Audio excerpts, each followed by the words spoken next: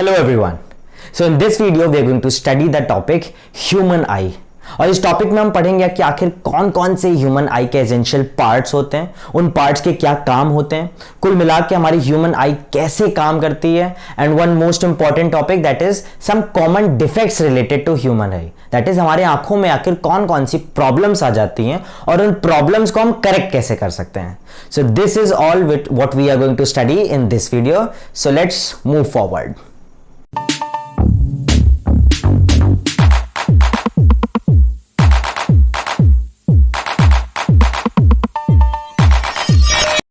Okay, so let's start with the parts of human eye. आखिर हमारे human आई के कौन कौन से एसेंशियल पार्ट्स होते हैं, एक एक करके हम हर किसी के फंक्शन को समझेंगे और उस तरह फाइनली हम समझ पाएंगे कि आखिर हमारी आंख, हमारी ह्यूमन आई आखिर काम कैसे करती है. सो let's start with the parts. मैं आपको एक एक करके पहले सारे पार्ट्स गिनवा देता हूं. So the parts starts with cornea, प्यूपिल, iris, lens, ciliary muscles, retina and optic fibres. तो ये थे हमारे वो एसेंशियल पार्ट्स जो कि हमारे आंखों में होते हैं. कुछ दो और एसेंशियल पार्ट्स हैं जिनको very oftenly we discuss them in this class, that is aqueous humour and vitreous humour. मैं पहले से आपको बता देता हूं कि एक्वस ह्यूमर हमारे आंखों में के आगे वाले पोर्शन में मौजूद वो लिक्विड होता है जिसका काम होता है कि लेंस को एसेंशियल न्यूट्रिशन पहुंचाना. और विट्रस ह्यूमर हमारे लेंस के पीछे वाले हिस्से में होता है, एक जेली लाइक स्ट्रक्चर होता है जो कि हमारे आंखों को एक स्ट्रक्चरल रिजिडिटी पहुंचाता है कि वो हमारी आंख एक स्ट्रक्चर को मेंटेन रख सके. अब मैं डिस्कस करता हूं वो पार्ट जो कि आपके लिए इंपॉर्टेंट है. So the first part is cornea. So cornea is the outer most bulged part of the human आई. ये वही पार्ट है जहां से सबसे पहले लाइट हमारे आंखों में एंटर करने की कोशिश करती है. So that this is the first part from which light enters the eye. At the same time, this is the outermost part. और इसकी पहचान क्या होती है? It is the bulged part of the human eye. तो ये हो गया हमारा कॉर्निया. अगला पार्ट होता है हमारा प्यूपिल. प्यूपिल एक ऐसा पार्ट होता है जो कि कंट्रोल करता है हमारी आंखों के अंदर कितनी लाइट जाएगी. ये हमारे एनवायरमेंट के हिसाब से एडजस्ट होता रहता है और इसको एडजस्ट करने के लिए एक पार्ट और होता है जिसको हम कहते हैं iris. So pupil controls the amount of light entering the human eye, and at the same time the size of the pupil is controlled by the iris. तो ये दोनों साथ में काम करते हैं. भाई प्यूपिल कंट्रोल करता है कितनी लाइट आएगी और प्यूपिल की साइज को कंट्रोल करता है आइरिस. अब आप इमेजिन करो, आप अचानक से घर से बाहर निकले, बहुत ज्यादा धूप है, आपकी आंखें एकदम चौंधिया जाती हैं इतनी ज्यादा रोशनी देख के. आपकी प्यूपिल समझ जाती, प्यूपिल जो है आपकी आंखों की, वो समझ जाती है उसको यहां पे क्या करना है.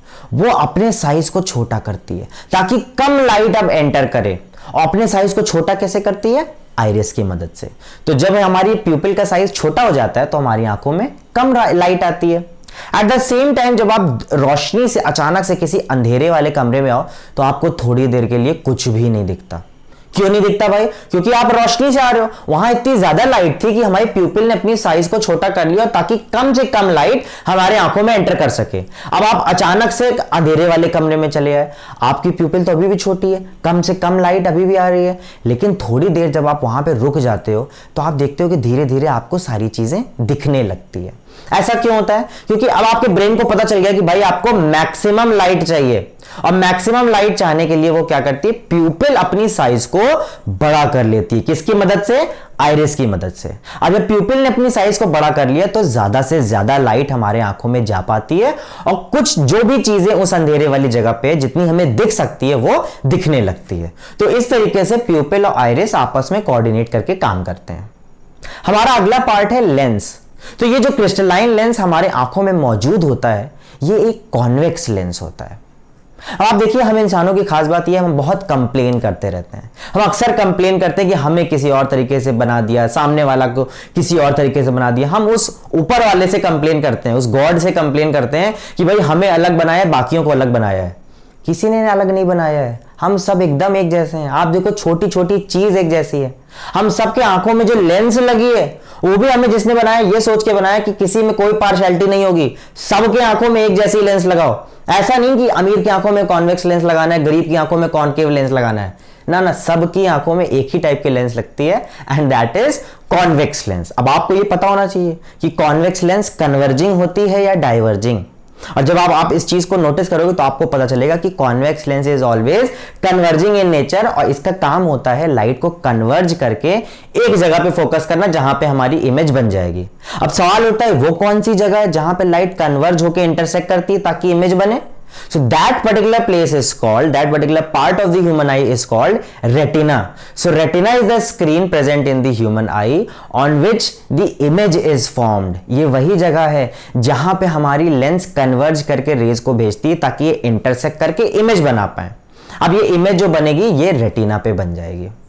अब बीच में एक पार्ट हमारे आंखों का और होता है and that is very important, that is ciliary muscles.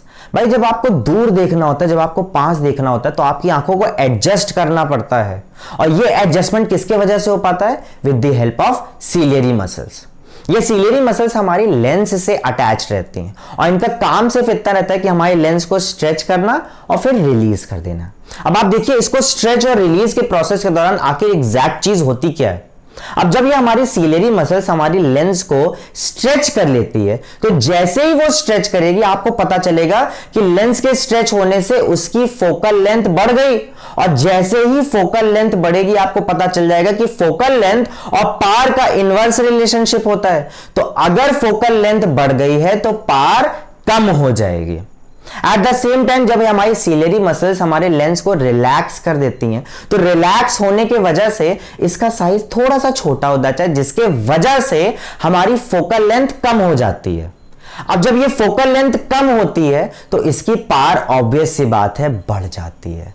तो कुछ इस तरीके से सीलियरी मसल्स काम करती हैं, हमारी आंखों की जो लेंस है उसको स्ट्रेच और रिलीज करती हैं ताकि उनका साइज थोड़ा सा वेरिएशन हो। साइज के वेरिएशन से फोकल लेंथ का वेरिएशन होता है और फोकल लेंथ की वेरिएशन से हमारी आंखों की पार का वेरिएशन होता है। तो कुल मिलाकर सीलियरी मसल्स का इतना सा काम होता है। अब जब ये हमारी इमेज फाइनली रेटिना पे बन जाती है तो ये इंफॉर्मेशन को ब्रेन तक पहुंचाना होगा, और ये काम कौन करेगा? तो ये काम करती हैं optic fibres. Optic fibres are those fibres which helps in transmitting the information from the eye to the human brain. हमारी ब्रेन तक ये चीजें पहुंचाई जाती है। अब यहां पे एक बड़ा अच्छा काम हो जाता है। भाई हमने अभी अभी पढ़ा कि हमारी लेंस होती है the crystalline lens which is present in the human I is actually convex lens, और कॉन्वेक्स लेंस एक्चुअल इंटरसेक्शन करा के इमेज बना रही है। अब जब एक्चुअल इंटरसेक्शन हो रहा तो रियल इमेज बन रही है, और हमने अभी तक पढ़ा है real image is always inverted in nature. तो क्या ये जितनी चीज हमें दिख रही है सबकी सब उल्टी बनती हैं? यस, जो रेटिना पे इमेज बनती है वो इन्वर्टेड बनती है। ये चीज हमारे ब्रेन को पता है, तो जब ये इंफॉर्मेशन हमारे ब्रेन तक पहुंचता है ब्रेन इसको ऑटोमेटिकली इन्वर्ट करके फाइनल प्रोसेसिंग कर देता है। तो कुछ इस तरीके से हमारा पूरा का पूरा ह्यूमन आई का सिस्टम काम करता है। अब आप सोचिए ये सारी चीजें कितनी तेज हो रही है। लाइट हमारी आंखों में कॉर्निया से एंटर कर रही है, प्यूपिल कंट्रोल कर रहा है कितनी लाइट को जाना है, प्यूपिल आइरिस की हेल्प से कंट्रोल कर रहा है, हमें दूर दिखना है या पास। सीलियरी मसल्स हमारी लेंस को कंट्रोल कर रही हैं, लेंस से पास होते हुए इमेज रेटिना पे बनती है, रेटिना से इंफॉर्मेशन ब्रेन तक जाती है, फाइनल इन्वर्जन होता है। और ये सारी चीजें कितनी तेजी से होती है आप खुद सोचो। आप पलक झपकाते हो आपको ये सारी चीज़ें रियलाइज ही नहीं हुई कि कितनी तेज़ी से ये सारी चीज़ें हो जाती हैं। So this is how fast our body works. हम सच में बहुत ज़्यादा, इतने ज़्यादा हमारा कॉम्प्लेक्स सिस्टम है, लेकिन सब इतनी तेज़ी से होता है कि हमें रियलाइज ही नहीं होता। So we need to understand our potential. ये सारे प्रोसेस बहुत तेज़ी से होते हैं। So this was the entire working of human eye। और अब हम कोशिश करेंगे ये पढ़ने की कि आखिर हमारे ह्यूमन आई में ऐसी कौन कौन से बेसिक और कॉमन डिफेक्ट्स हैं जो अक्सर हमें आगे परेशान करते हैं। अब हम ये भी पढ़ेंगे कि इन डिफेक्ट्स को सही कैसे किया जाए। सो let's start with the common I defects. दो कॉमन आई डिफेक्ट्स के बारे में हम शुरुआत करते हैं, बाकी के बारे में हम इसी के आगे पढ़ेंगे क्योंकि ये दोनों आपस में काफी कोरिलेटेड हैं, थोड़े से कंफ्यूजिंग भी हो जाते हैं, तो उसको एक ट्रिक से हम पढ़ेंगे ताकि आपको एक साथ दोनों समझ में आ जाए। So these two defects are called myopia and hypermetropia. एक का नाम है मायोपिया, दूसरे का नाम है हाइपरमेट्रोपिया। अब एक में हमें पास की चीजें दिखती हैं, दूर की नहीं दिखती, और एक में हमें दूर की चीजें दिखती हैं, पास की चीजें नहीं दिखती। तो हम यहां पे समझने की कोशिश करेंगे आखिर किस डिफेक्ट में कौन सी प्रॉब्लम आती है और आखिर किस डिफेक्ट को कैसे करेक्ट किया जा सकता है। सो लेट्स स्टार्ट विथ मायोपिया। अब आप देखिए मायोपिया और हाइपरमेट्रोपिया को अगर आप कंपेयर करोगे तो मायोपिया एक छोटा वर्ड है और हाइपरमेट्रोपिया एक बड़ा वर्ड है। तो आपको इसी कॉन्सेप्ट को समझना है। मायोपिया में छोटा वर्ड है, छोटा वर्ड का मतलब छोटी डिस्टेंस, छोटी डिस्टेंस हमें दिखती है। तो हमें मायोपिया में कौन सी डिस्टेंस नहीं दिखती? बड़ी डिस्टेंस, मतलब दूर की चीजें हमें नहीं दिखती। फिर से मैं आपको यहां पे बताता हूं, अब आपको कोरिलेट करना है। मायोपिया मतलब छोटा वर्ड, छोटा वर्ड मतलब छोटी डिस्टेंस, छोटी डिस्टेंस जो कि हमें दिखती है। तो कौन सी चीजें नहीं दिखती भाई? दूर की चीजें, बड़ी डिस्टेंस वाली चीजें हमें नहीं दिखती। सो मायोपिया एक ऐसी प्रॉब्लम है जिसको हम नियर साइटेडनेस भी कहते हैं और हमें दिखती कौन सी चीज नहीं है? फार डिस्टेंस हमें नहीं दिखता। हमें फार ऑब्जेक्ट्स जो काफी ज्यादा डिस्टेंस पे मौजूद है वो चीज हमें नहीं दिखती है। तो इसका डिफेक्ट देखने में कुछ ऐसा लगता है। अब आप समझिए कि इस डिफेक्ट को हम करेक्ट कैसे कर सकते हैं। So myopia is corrected with the help of a concave lens. अब अगर आप डायग्राम को ध्यान से देखोगे तो आपको समझ में आएगा कि हमारी आंखों की जो कन्वर्जिंग लेंस होती है, कॉन्वेक्स लेंस जो हमारी क्रिस्टलाइन लेंस पहले से मौजूद है, ये बड़ी तेजी से कन्वर्ज कर देती है और इतनी तेजी से कन्वर्ज कर देती है कि लाइट का इंटरसेक्शन प्रॉपरली रेटिना पे हो ही नहीं पाता बल्कि उसके पहले हो जाता है। तो हमें एक ऐसी लेंस का यूज करना है जो कि थोड़ी सी डाइवर्जिंग इन नेचर हो, थोड़ी सी डाइवर्ज करके हमारे आंखों तक पहुंचाएगी ताकि फाइनल जब कन्वर्जेंस हो तो प्रॉपर प्लेस पे हो सके। और अब आप डायग्राम में देख सकते हो कि कैसे एक कॉन्केव लेंस हेल्प करती है कि पहले डाइवर्जेंस कराती है, जिसके बाद फाइनली ये डाइवर्ज रेज जब हमारी आंखों के लेंस तक पहुंचती है तो फाइनल कन्वर्जेंस के बाद ये हमारी रेटिना पे प्रॉपरली बन जाती है। तो आपको यहां पे याद क्या क्या करना है? मायोपिया का दूसरा नाम नियर साइटेडनेस। मायोपिया में कौन सी चीजों को देखने में दिक्कत आती है? दूर की चीजों को देखने में, फार ऑब्जेक्ट्स को देखने में प्रॉब्लम आती है। और दिखती क्या है? नियर ऑब्जेक्ट्स हमें ज्यादा क्लियरली दिखते हैं। इस प्रॉब्लम को सही कैसे किया जा सकता है? With the help of a concave lens. अब जस्ट इसका ऑपोजिट होता है हाइपरमेट्रोपिया। हाइपरमेट्रोपिया इज अ बड़ा वर्ड, बड़ा वर्ड मतलब बड़ी डिस्टेंस, बड़ी डिस्टेंस दिखती है। तो कौन सी डिस्टेंस के ऑब्जेक्ट हमें नहीं दिखते? छोटी डिस्टेंस के ऑब्जेक्ट हमें नहीं दिखते। So hypermetropia is a defect in human eye in which the near objects are very difficult to सी।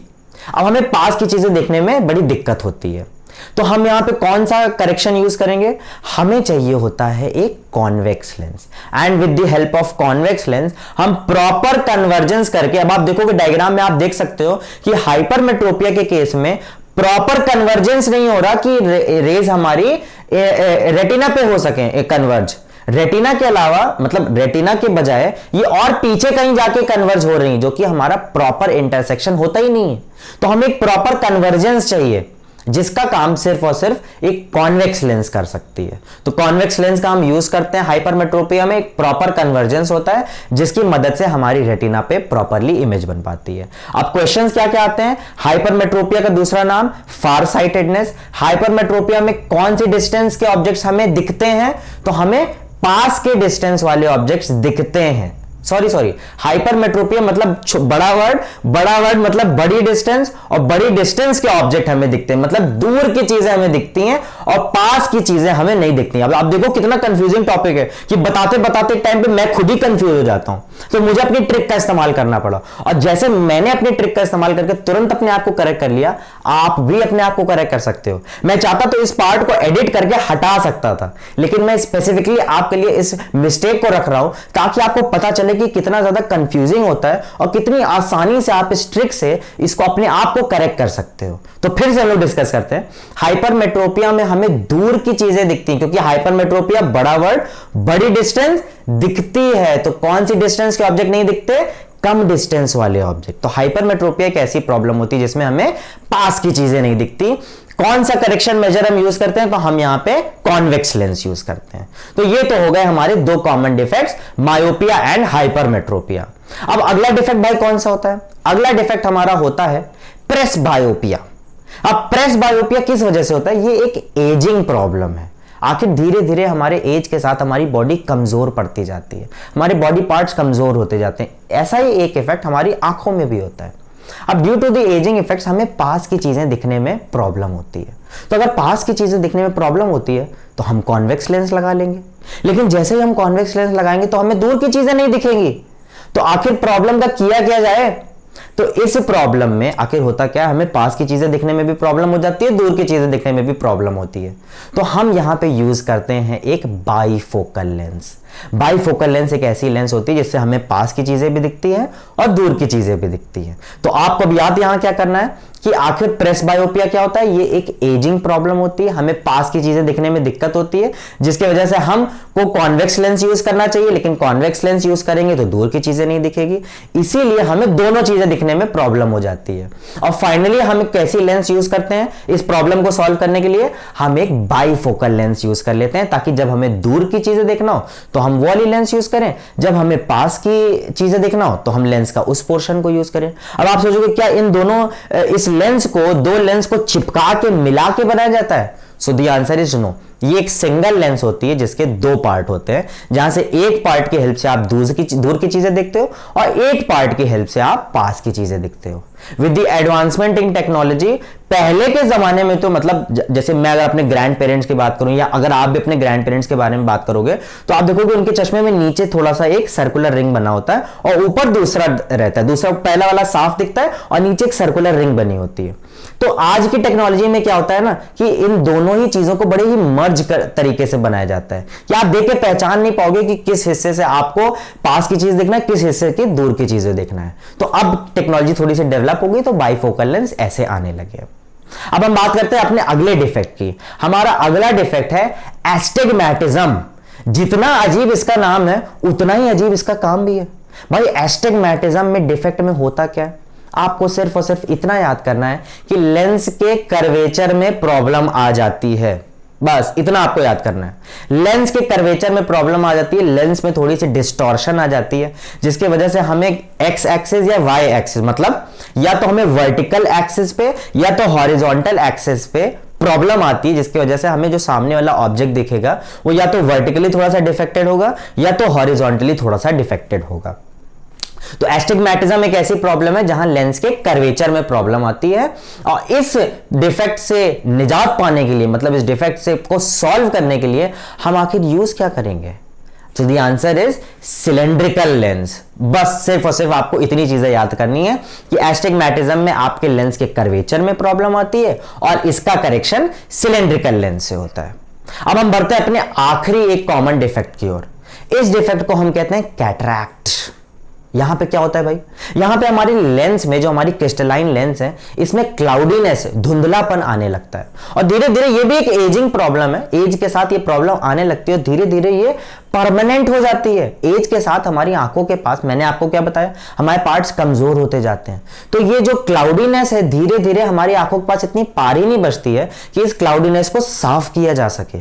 और एक टाइम ऐसा आ जाता है जब इसकी क्लाउडीनेस इतनी ज्यादा आती है जब या तो हमें बिल्कुल नहीं दिखता या तो बहुत थोड़ा सा दिखता है। आज के टाइम पे इसके ऑपरेशंस भी होते हैं, लेकिन जब बहुत ज्यादा एज हो जाती है और उस एज में हम इसका ऑपरेशन कराते हैं तो अक्सर ये प्रॉब्लम ठीक नहीं हो पाती है। तो what is cataract? Cataract is the problem in which the crystalline lens starts getting cloudy. थोड़ा सा उसमें क्लाउडीनेस आने लगता है। ठीक है, सो ये थी हमारी कुछ बेसिक आई डिफेक्ट, और आखिर इन सारी चीजों को सॉल्व किया जा सके, मतलब इनका करेक्शन क्या है। तो आई होप इस वीडियो में मैंने आपको वो सारी चीज बता दी है जो आपके लिए इंपॉर्टेंट है, मतलब ह्यूमन आई के पार्ट्स, ह्यूमन आई की वर्किंग, उसके डिफेक्ट्स और उसके करेक्शन। इतनी ही चीजें, मैक्सिमम चीजें मैंने आपको बता दी जो कि आपके एग्जाम से रिलेटेड है और आपके बोर्ड एग्जाम में पूछा जा सकता है। तो इसको आप फिर से पढ़िए, नोट्स बनाइए एक एक चीजों को अच्छे से, एंड देन फिर से आप इसको जब अच्छे से पढ़ोगे ना तो मेरी चीजों को कोरिलेट कर पाओगे। So that's all in this video. I hope you all understood. Thank you everyone.